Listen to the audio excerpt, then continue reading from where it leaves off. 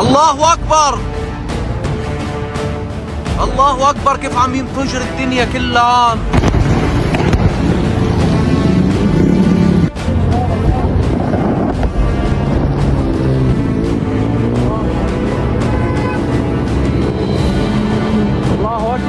Sa isang nakakagulat na balita, ang puwersang Israelita ay naglunsad ng isang nakamamatay na mga pambobomba sa Southern Lebanon upang iligpit ang mga militanteng Hezbollah na patuloy na sumalungat sa gobyerno ng Tel Aviv at gumagawa ng mga terrorist attack na nakatutok sa loob ng border ng Israel.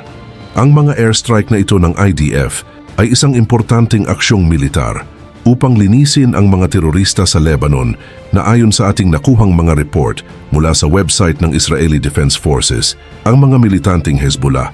ay nag-umpisa ng mag-deploy ng mga rocket launcher at iba pang mga high-explosive bombs upang puntiryahin ang balwarte ni Netanyahu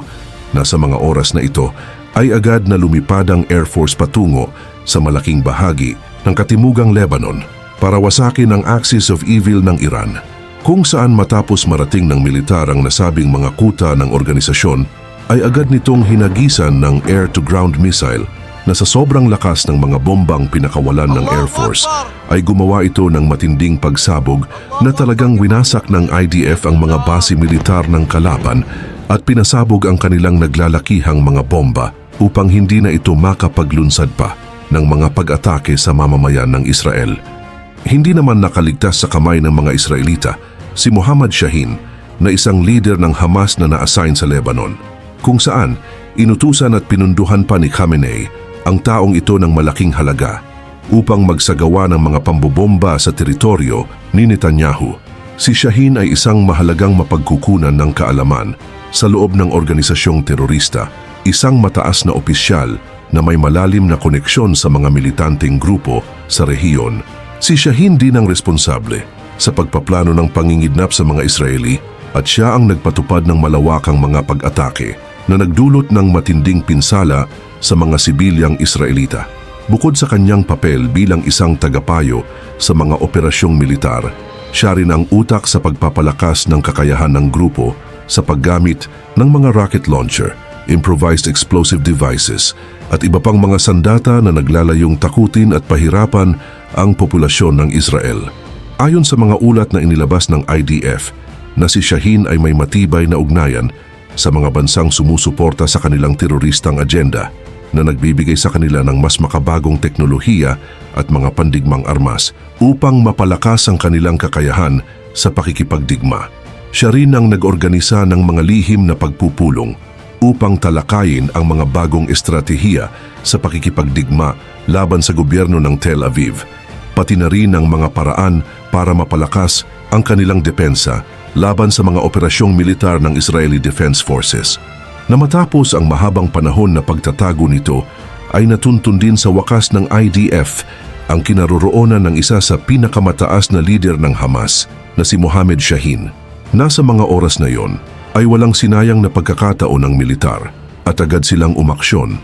Gamit ang isang high-precision armed drone, isinagawa ng Israeli Defense Forces ang isang nakamamatay na drone strike habang mabilis na bumibiyahe ang sasakyan ni Shaheen sa isang lansangan sa Lebanon. Nasa tindi ng impact ng bombang daladala ng drone ay gumawa ito ng matinding pagsabog na humantong sa pagkawasak ng kanyang sasakyan at nagresulta sa kanyang agarang pagtawid sa kabilang buhay.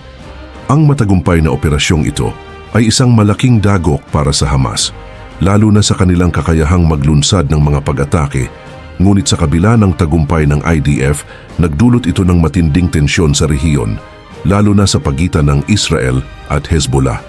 Na matapos ang mga kaganapang ito, ay nagbabala ang pinuno ng Hezbollah ng ganting hakbang sa pagpaslang kay Shaheen, kaya't kasalukuyang nasa high alert ang puwersa ni Netanyahu sa katimugang bahagi ng Lebanon. Sa kadahilan ng anumang oras, ay posibleng umatake ang mga militanteng grupo sa mga militar ng Tel Aviv na nakaposisyon sa Southern Lebanon. Habang patuloy ang lumalalang sitwasyon sa gitnang silangan, nananatiling bukas ang posibilidad ng mas malawakang sagupaan, lalo na kung hindi titigil ang mga teroristang organisasyon sa kanilang mga terorismong gawain dahil hindi rin titigil ang IDF. na magsagawa ng mga pag-atake upang iligpit ang mga salot na ito sa mundo. Sa kabilang anggulo, ang Pangulo ng Russia na si Vladimir Putin ay tila hindi na halos makontrol ang kanyang galit dahil sa patuloy na panghihimasok ng NATO sa hidwaan ng Russia at Ukraine. Sa kabila ng paulit-ulit niyang mga babala na huwag makialam sa kanyang mga aksyong militar sa Ukraine, ay hindi na tinag ang NATO at patuloy nitong tinutulungan ang mga Ukrainyano upang kontrahin ang mga pag-atake ng Moscow. Kung saan ayon sa mga ulat na ating nakuha, unti-unti nang lumalakas ang diumano'y determinasyon ni Putin na bigyan ng matinding leksyon ang NATO, isang leksyon na maaaring humantong umano sa isang mas malawakang digmaan sa Europa. Na sinabi nito sa isang pagpupulong kanina na kung hindi titigil ang NATO sa patuloy na pangingialam nito,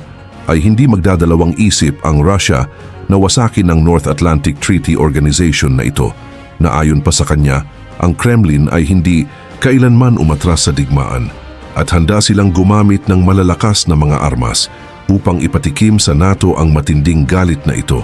na hindi umano magugustuhan ng mga bansang kaalyado ng NATO ang matinding mga pambobomba ni Putin. Dagdag pa niya na hindi niya hahayaang gawing sunod-sunuran ng Russia sa mga kagustuhan ng NATO. Aniya, ang ating bansa ay hindi magpapatalo sa anumang banta mula sa kanluran na kung itutulak nila tayo sa digmaan, magbibigay tayo ng sagot na hinding-hindi nila malilimutan. Ang pahayag na ito ay nagbigay ng takot at pangamba sa buong mundo,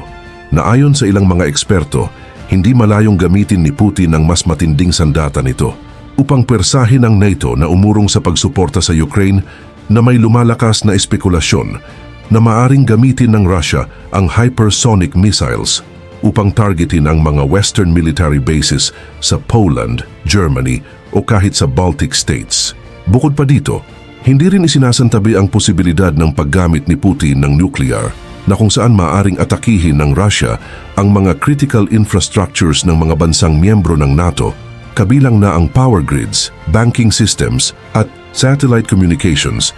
lalo na ang pinaka-main source ng organisasyon upang gumawa ang mga nuclear na ito ng matinding pinsala mula sa mga kalabang bansa ng Moscow. Na kung gagawin ni Pangulong Vladimir ang mga hakbang na ito, ay agarang ipapatupad ng organisasyon ang kanilang Artikulo 5 na kapag may isang bansa na sinalakay mula sa mga kalaban nito, ay ang lahat ng bansa na kasapi sa organisasyon ay tutulong sa digmaan upang pulbusin ang kalaban. Nasasapitin ng Russia ang matinding pagkadurog nito kung kakalabanin ni Putin ang samahan ng NATO na magbibigay pa ng matinding dagok sa kasalukuyang krisis ng kanilang bansa. Dahil sa lumalalang sitwasyon, patuloy na nakaalerto ang buong Europa sa kadahilanang hindi lamang ito isang digmaan sa pagitan ng Russia at Ukraine, dahil unti-unti na rin itong nagiging isang direktang sagupaan sa pagitan ng Moscow at NATO, isang kaganapang maaaring humantong sa isang panibagong pandaigdigang digmaan.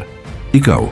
ano ang masasabi mo sa mga airstrike ng Israel sa Lebanon upang wasakin ang mga pandigmang armas ng grupo, pati na ang pagwasak nito sa mga base militar ng Hezbollah at ang pagpuntirya sa pinuno ng Hamas na inutusan ni Khamenei na magsagawa ng mga terrorist attack sa balwarte ni Netanyahu? At ano sa tingin mo ang matinding hidwaan sa pagitan ni Putin at ng NATO, lalo na ngayon na naglabas na ito ng matinding babala na nakasentro sa NATO? E-comment mo yan sa ibaba at babasahin natin yan isa-isa. Hanggang dito na lamang po. Maraming salamat po sa inyong lahat at mabuhay po kayo. Allahu Akbar.